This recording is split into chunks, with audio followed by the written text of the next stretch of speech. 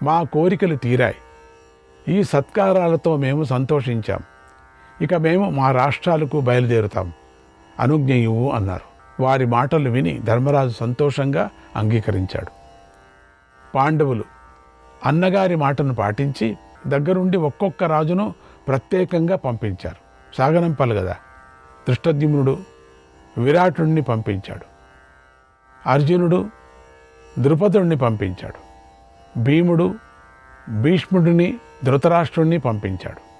సహదేవుడు ద్రోణుణ్ణి అశ్వత్థామను పంపించాడు. నకులుడు శకునితో కలిసి వచ్చిన ఆయన పుత్రులను పంపించాడు. ఉపపాండవులు అభిమన్యుడు పర్వత ప్రాంత రాజులను కూడా పంపించాడు. అలాగే మిగిలిన రాజులందరినీ కూడా తన సామంతులైన రాజులను పంపించారు. ఇలా రాజసూయ యాగానికి వచ్చిన వేల కొద్ది విప్రులు ధర్మరాజు చేత పూజింపబడ్డారు. అందరూ కూడా అందరినీ పూజించాడు, ఒక్కరిని వదలలేదు. వాళ్ళందరికీ కూడా సంతోషంగా తిరిగి తమ ప్రాంతాలకు వెళ్ళారు. సమృద్ధిగా వెళ్ళారు. బ్యాగులు నిండుగా వెళ్ళారు. గుర్రాల మీద గాడిదల మీద వేసుకొని వెళ్ళారు. ఎంతెంతది ఇచ్చారో ఒక్కొక్క బ్రాహ్మడికి ఒక్కొక్క విప్రుడికి చెప్పలేము. 5 తలలు ఇక వాళ్ళు ఎక్కడికి వెళ్ళాల్సిన పని లేదు, హాయిగా ఉండొచ్చు. అట్లా ఒక్కొక్కరు ఒక్కొక్క విప్రుడిని చిన్న చిన్న రాజులా చేశాడు. ఆ విధంగా దానాలు ధర్మాలు చేసి రాజులకు వాళ్ళు 10 తెచ్చింటే ఈయన 20 ఇచ్చాడు. అది ఎక్కడి నుంచి వచ్చిందో ఏమిటో, అక్షయం అంతా కూడా పరమాత్ముడి కృప. రాజులు విప్రులు అందరూ వెళ్ళిన తర్వాత శ్రీకృష్ణుడు ధర్మరాజుతో ఇలా అన్నాడు. అందరూ వెళ్ళారు. ఓ కురునందన, నాకు కూడా అనుమతి ఇవ్వు, నేను ద్వారకకు వెళతాను. దైవానుగ్రహంతో ఈ రాజసూయ యాగం చక్కగా జరిగింది కదా, నువ్వు ఆనందించావు, నిజంగా ఆనందించావు కదా అన్నాడు. తము వాచైవ ముక్తస్తు ధర్మరాజో జనార్దనం తవ ప్రసాదాత్ గోవింద, తవ ప్రసాదాత్ గోవింద ప్రాప్తః క్రతువరో మయా, ప్రాప్తః క్రతువరో మయా.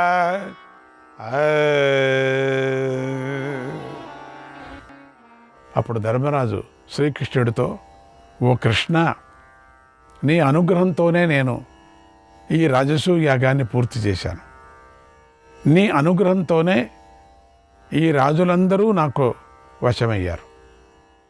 నీ అనుగ్రహంతోనే వారు నాకు ఎన్నో కానుకలు ఇచ్చి నన్ను సేవించారు. ఓ మహాత్మా, నిన్ను వెళ్ళమని నేను చెప్పలేను. ఎట్లా వెళ్ళమంటాను? నువ్వు లేకుండా నాకు శాంతి ఉండదు. అయినా తప్పదు కనుక నువ్వు తప్పకుండా ద్వారకకు వెళ్ళిరా అన్నాడు. తర్వాత శ్రీకృష్ణుడు కుంతీదేవి దగ్గరికి వెళ్ళి ఇలా అన్నాడు.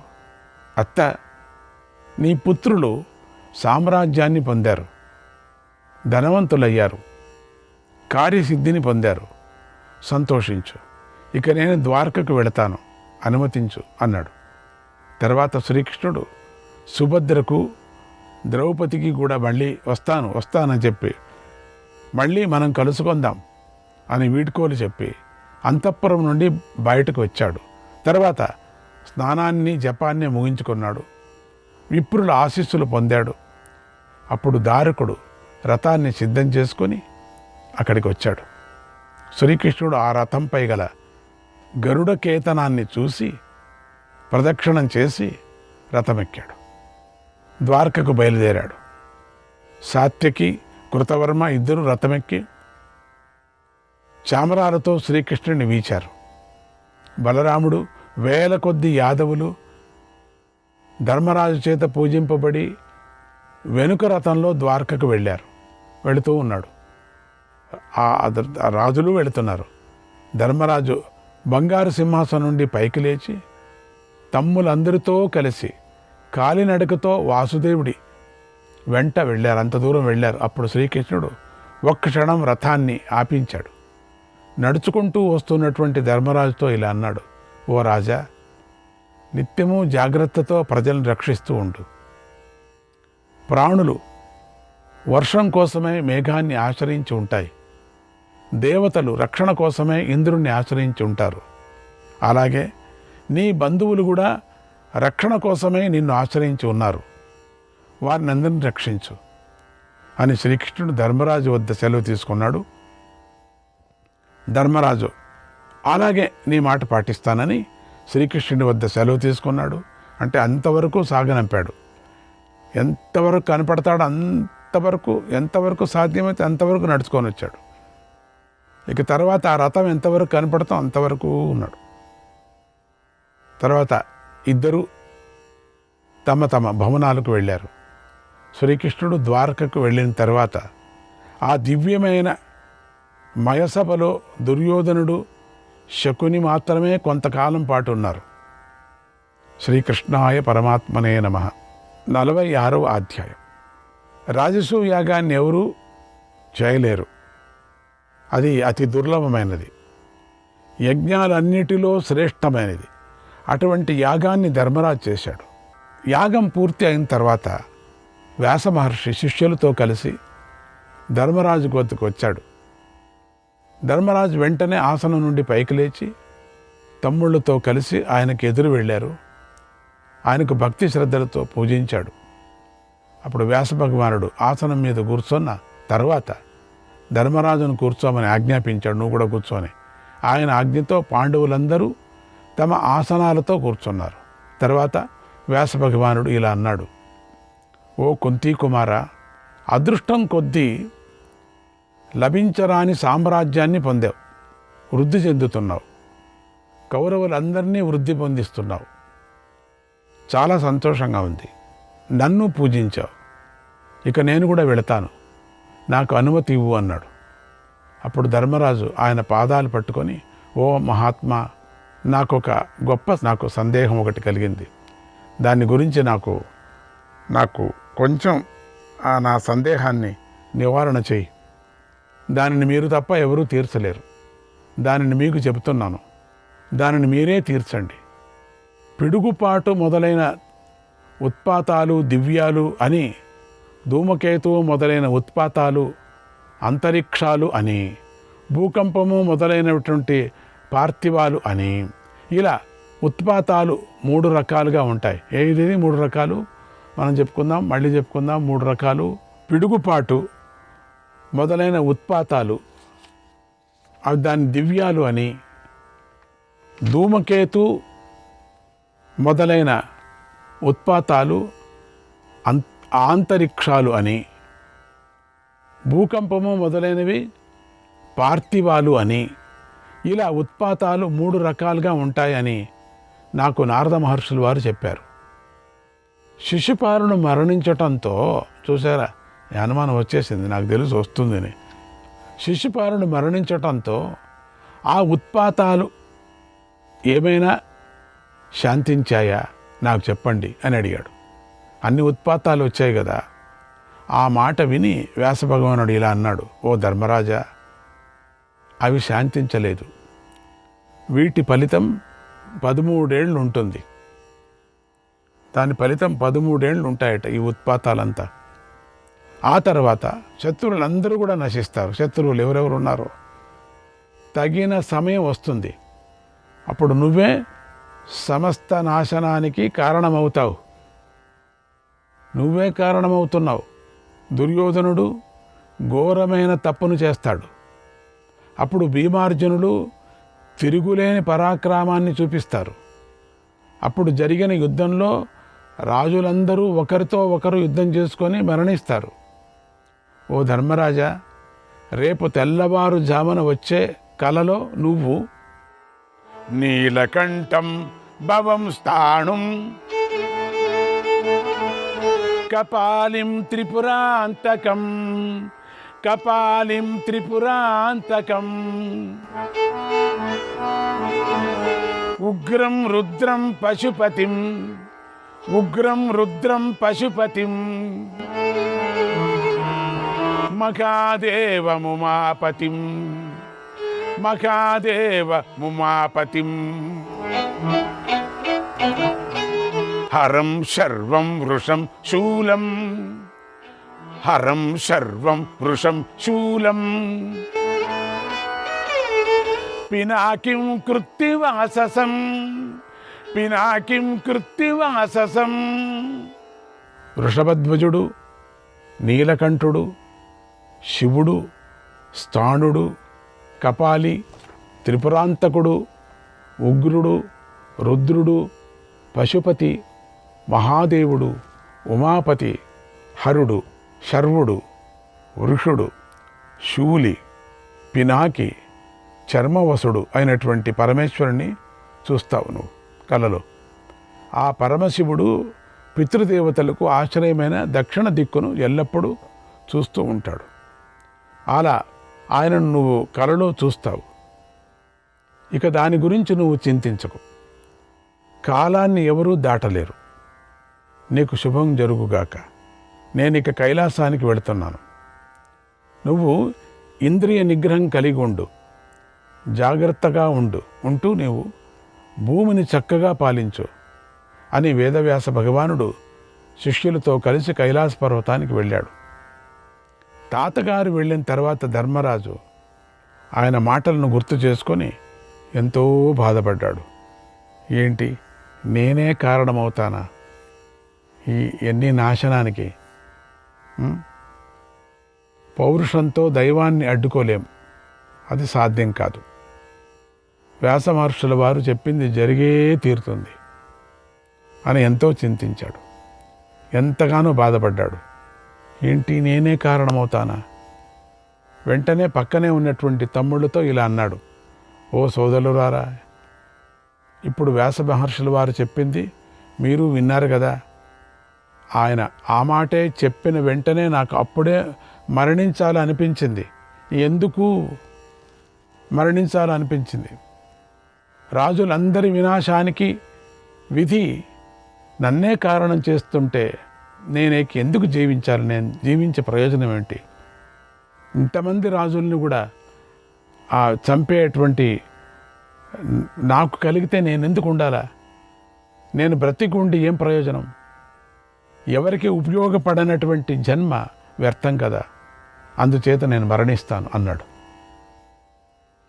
అప్పుడు అర్జునుడు బాధపడుతున్నటువంటి అన్నగారితో, రాజా, మోహాన్ని పొందకు, ధైర్యం వహించు, ఏది మేలు చేస్తుందో దానినే ఆచరించు అన్నాడు.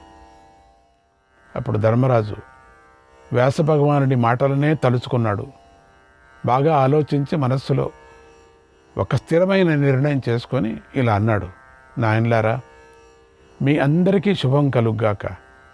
నేను బ్రతికి ఉన్నా కూడా 13 ఏళ్ళు నా వల్ల ఏ ప్రయోజనము చేకూరదు. కనుక ఈ రోజు నుండి నేను చేసే ప్రతిజ్ఞను వినండి. న ప్రవక్ష్యామి పరుషం భాతృన్యాంశ్చ పార్థివాం, భాతృన్యాంశ్చ పార్థివాం, స్థితో నిదేశే జ్ఞాతీనాం,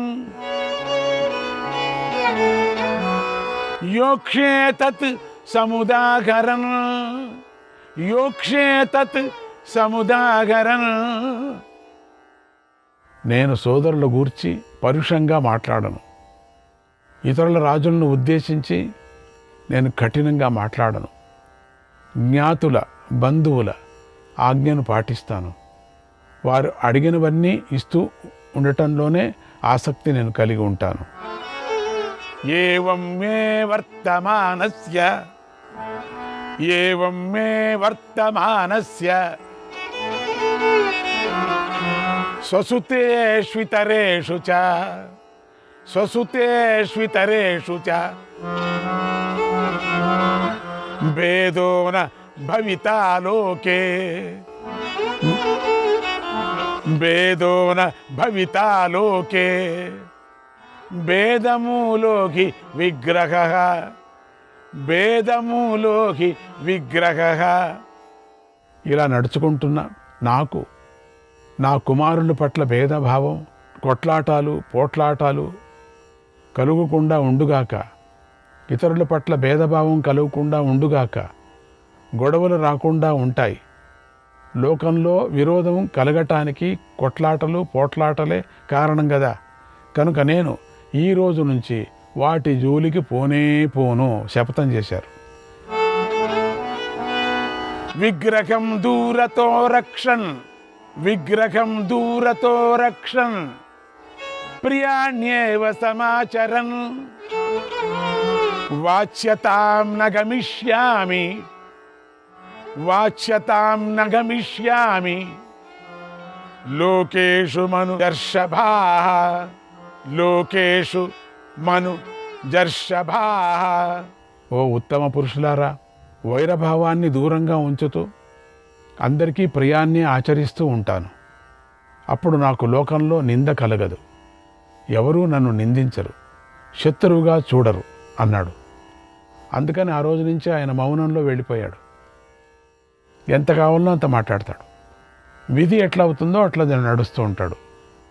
తమ్ముళ్ళు మాత్రం రక్షిస్తూ ఉన్నాడు, ప్రజలను రక్షిస్తున్నాడు. ఆ మాట విని పాండవులందరూ అన్నగారి ధర్మబుద్ధికి సంతోషించారు, ఆశ్చర్యపోయారు. వారికి అన్నగారి మీద మరింతగా ప్రేమ పెరిగిపోయింది. అన్నగారికి మేలు చేయటంలోనే వారు ఆసక్తి కలిగి ఉన్నారు. ఆయన మాటే పాటించారు, ఆయననే అనుసరించారు. ఇలా ధర్మరాజు తమ్ముళ్లతో కలిసి సభలో ప్రతిజ్ఞ చేశాడు. తర్వాత దేవతలకు ఇతరులకు యథావిధిగా తర్పణాలు చేశాడు. రాజులందరూ వెళ్ళిపోయిన తర్వాత మంగళ కార్యాలు పూర్తి చేశాడు. తర్వాత తమ్ముళ్లతోనూ మంత్రులతోనూ కలిసి తన భవనంలోకి ప్రవేశించాడు. యాగం పూర్తి అయినా అందరూ వెళ్ళిపోయినా ఈ దుర్యోధనుడు, శకుని మాత్రమే ఆ అందమైన సభలో ఉండిపోయారు. శ్రీకృష్ణాయ పరమాత్మనే నమః. 47వ అధ్యాయం. రాజసూయ యాగం చక్కగా జరిగింది, వైభవంగా జరిగింది. ప్రజలందరూ పొంగిపోయి ధర్మరాజును జేజేలు పలికారు. ధర్మరాజు సార్వభౌముడయ్యాడు. తర్వాత అందరూ మంచి కానుకలు పుచ్చుకొని సంతోషిస్తూ ఆ మయసభ నుంచి వెళ్ళిపోయారు. కానీ అందరికంటే చివరిలో ఉన్న దుర్యోధనుడు, శకుని మాత్రమే అక్కడ మిగిలిపోయారు అనుకున్నాం కదా. ఎందుకు అక్కడే ఉండిపోయారు, కదలటానికి ఇష్టం కాలేదు వాళ్ళకి. ఆ సభ యొక్క అందచందాలను చూడాలనుకొని దుర్యోధనుడు, ఎందుకంటే జనమంతా ఉండ్రి కదా, బాగలేదు అని, ఈ అందచందాలు చూడాలా ఈ మాయాసభను అని అనుకుంటూ శకునితో కలిసి మెల్లమెల్లగా నడుస్తూ లోపలికి వెళ్ళాడు. అక్కడి దృశ్యాలను ఇంతకుముందు ఎప్పుడూ దుర్యోధనుడు చూడలేదు. ఈ సభ ఇంకోటి ఉంది, అది ప్రత్యేకమైన సభ. వీళ్ళు దీనికోసం వేసిన సభ కాదు, యజ్ఞానికి పక్కలో ఉండేది. అది చూడాలని ఆశ వీడికి. మిగతా రాజులు ఎవరికి అనిపించలేదు, వీడికి మాత్రం అనిపిస్తుంది దుర్యోధనుడికి.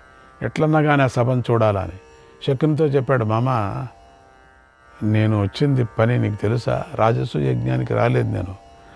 నాకు తెలుసు ముందుగానే, ఆ సభ చూడాలనుకున్నావు కదా, అదే నేను చూడాలనుకున్నా. ఇది ఎందుకంటే ఇప్పుడు చూడకపోతే ఇంకెప్పుడు చూడలేము మేము, మళ్ళీ వస్తామో లేదో తెలియదు.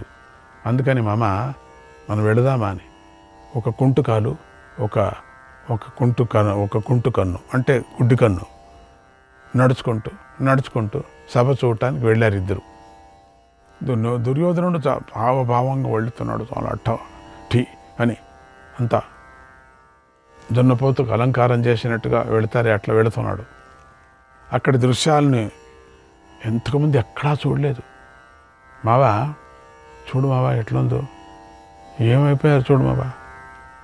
అదే మనం అనుకొని రాళ్ళు దిబ్బలు ఉండేటువంటిది, అగడతలు ఉండేటువంటివి అంతా ఇచ్చింది కదా, ఇది ఏంటి ఇట్లయిపోయింది, ఇంద్రలోకంలాగా చేసుకున్నారు వీళ్ళు. అబ్బో మనం ఇచ్చింది ఏమీ చేయటానికి అయ్యలేదు, నాశనం అయిపోతారులే అని చెప్పి ఇచ్చాం కదా మనము. అదే మావా, అదే అల్లుడు, నేను అదే చెప్పింది. ఇప్పుడు చూడు ఎట్లా ఉందో, అయ్యో ఏం కట్టారు, ఏం మాయ ఇది అని అనుకుంటూ ఇట్లా ఉండేది నేను అనుకోలేదు, ఎప్పుడూ అనుకోలేదు. మనం ఇచ్చింది పెద్ద పెద్ద అగాడతాలు, పెద్ద పెద్ద గుంతలు, పెద్ద పెద్ద రాళ్ళు గుండ్లు ఉండేటువంటివి, పెద్ద అడవి, కాండవనంలా పెద్ద అడవి, ఏమీ చేయటానికి అయ్యలేదు. అసలు ఒక చెట్టు నరకటానికి అయ్యలేదు. అటువంటి అడవి ఇచ్చాం కదా మామ. ఏంటి మామ ఇట్లా, ఏం చేస్తావు, బాగుంది కదా, బాగా చేసుకున్నారు, ఏం చెప్పగలను నేను, ఏం చెప్పలేకపోతున్నా, నడు చూడు చూడు అని. బుద్ధివంతులే వాళ్ళందరూ, ఆ బుద్ధివంతతనం ఉంది. ఏం చేస్తావు, పరమాత్ముడి కృప వాళ్ళకు ఉంటుంది. శ్రీకృష్ణాయ పరమాత్మనే నమః.